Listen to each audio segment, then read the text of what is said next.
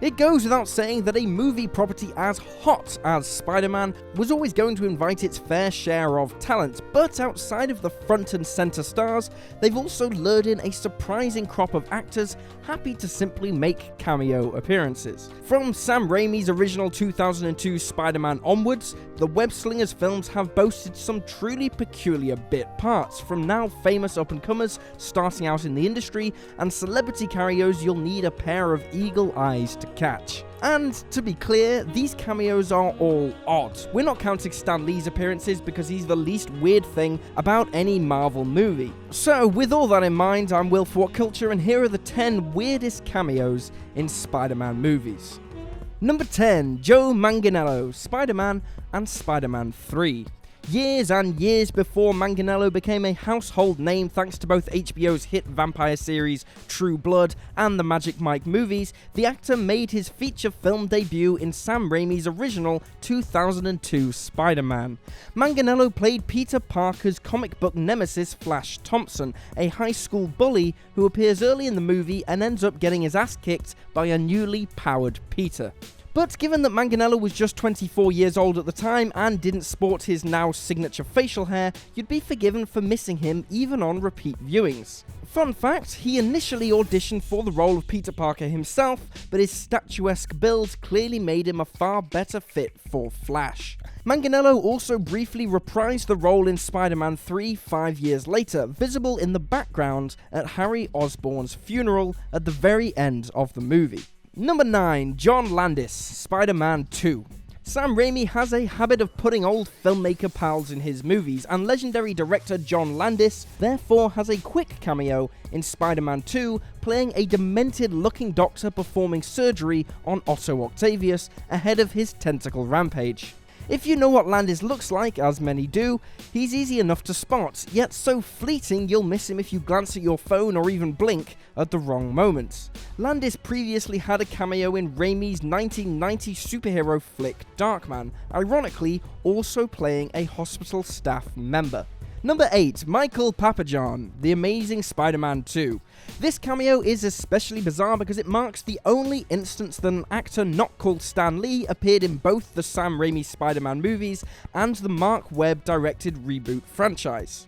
Michael Papajohn first appeared in Raimi's original Spider-Man as Dennis Carradine, the thief who ends up killing Uncle Ben and Peter lets him escape with the stolen money, until Spider-Man 3 awkwardly retconned Ben's killer to be Flint Marko, aka Sandman. Strangely, Papajohn reappears in 2012's The Amazing Spider-Man, this time playing Alfred, the limo driver of Oscorp executive Rajit Ratha. Originally, Papajohn asked producers to once again play Uncle Ben's killer, but ultimately that role was given to a younger actor. Though Papajohn's face didn't change much in the decade between movies, his different hairstyle and suited-up appearance nevertheless made it tough for the uninformed to spot this one. Number 7, Kenneth Choi. A peculiar but undeniably neat cameo occurs in Spider-Man Homecoming when Peter meets with his high school principal, Mr. Morita, played by veteran TV actor Kenneth Choi. Observant fans soon noticed, however, that this wasn't Choi's first role in the Marvel Cinematic Universe. He previously played Jim Morita, a member of the Howling Commandos unit liberated by Captain America in Captain America: The First Avenger.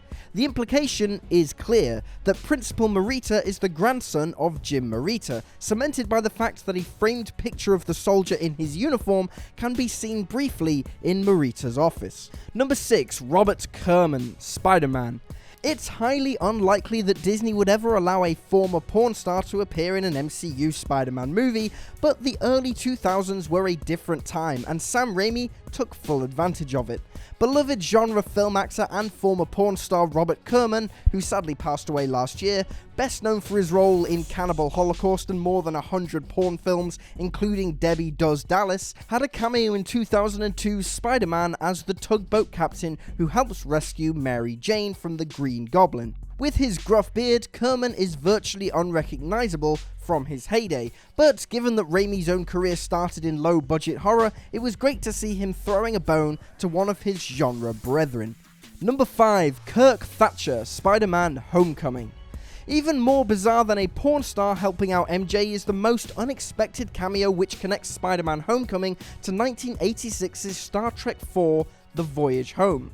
Star Trek IV's associate producer Kirk Thatcher has a memorable cameo in that film as an obnoxious boombox-toting punk riding on the bus who ends up being sedated with a Vulcan nerve pinch from Spock. Hilariously, Thatcher reprises the role briefly in Homecoming, looking decidedly more disheveled, but still carrying around that trusty boombox. According to Thatcher, the cameo came about after he had a meeting with Marvel and learned that producer Kevin Feige was a huge Star Trek IV fan and fond of the punk scene in particular. Thatcher added, "I'm hoping this turns into a long series of punk on the blank cameos that can fund my retirement." Number 4. Joel McHale, Spider-Man 2. If you rewatch Spider-Man 2 anytime soon, you'll likely be shocked to see that Community star Joel McHale has a small role in the film as the condescending bank employee who turns down Aunt May for a loan moments before Doc Ock decides to rob the place. McHale's character quips that Peter is a real hero after witnessing him appear to flee the scene, and gets scolded by Aunt May moments later when he tries to steal one of the stray coins strewn across the bank floor. This was, in fact, McHale's first ever movie role, and perhaps even stranger than McHale's actual presence is the fact that he somehow looks older than he does today. It must be the suit and haircut. Number 3. Jennifer Connelly, Spider-Man Homecoming.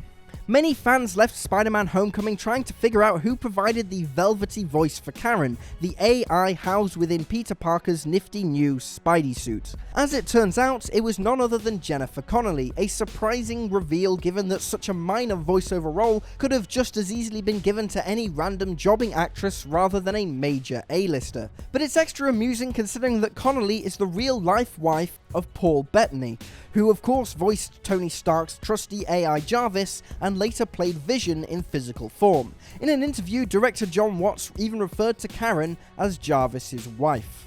Number 2. Lucy Lawless, Spider-Man. It doesn't get much more mind-blowing than this. Roughly halfway through Raimi's original Spider-Man, there's a cutesy montage of New Yorkers talking about the web slinger, with a punk woman memorably quipping, "Guy with 8 hands? Sounds hot." Though you'd be forgiven for missing it, this tiny part is in fact played by Lucy Lawless, best known of course for playing the iconic lead role on Xena, Warrior Princess. With her short hair, heavy makeup, and generally out there fashion sense, she couldn't look much more different from Xena. Lawless ended up doing the cameo as a favour to her husband Rob Tapert, who not only created Xena but has also been producing Sam Raimi's movies since the very start of his career. And number 1, J.K. Simmons, Spider-Man Far From Home. But not even Lucy Lawless's shocking makeover can match the sheer bug-eyed insanity of that jaw-dropping cameo from the mid-credits scene of Spider-Man Far From Home. Out of nowhere, J. Jonah Jameson makes his MCU debut, running the dailybugle.net as an InfoWars-type website, with Jameson clearly serving as a parody of Alex Jones, airing doctored footage that frames Spider-Man for Mysterio's drone attack.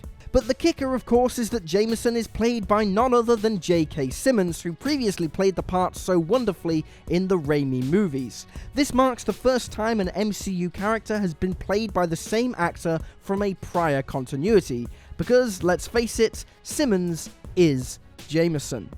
Honestly though, this cameo blew the entire theatre away when I saw the film on opening night. I've never seen so much hype around a post-credits scene live and in person. Kevin Smith gave a review of the film afterwards and called this mid-credits scene the best part of the film, and honestly, you gotta agree, because usually cameos are simple, neat little throwbacks, cute little Easter eggs, and nothing more, really. But in this case, we have a cameo which draws upon existing cinematic history to inform and transform the film it's in. It truly elevates the movie beyond what it would be without it, and therefore, honestly, I think you could argue it may be the greatest cameo of all time, and certainly the wildest one in any Spider-Man movie. I mean, come on, it's freaking J.K. Simmons. What are you gonna do? Fingers crossed we'll get a lot more of him in the next Spider-Man movie, because this was too damn delicious to be a mere one-off. And there you have it, folks, the 10 weirdest, wackiest, craziest cameos in Spider-Man movies. Feel free to drop this video a like if you enjoyed it, and swing over to follow me on Twitter at YouSlyDogU. I'm Will for What Culture, thanks for hanging out, and I'll see you next time.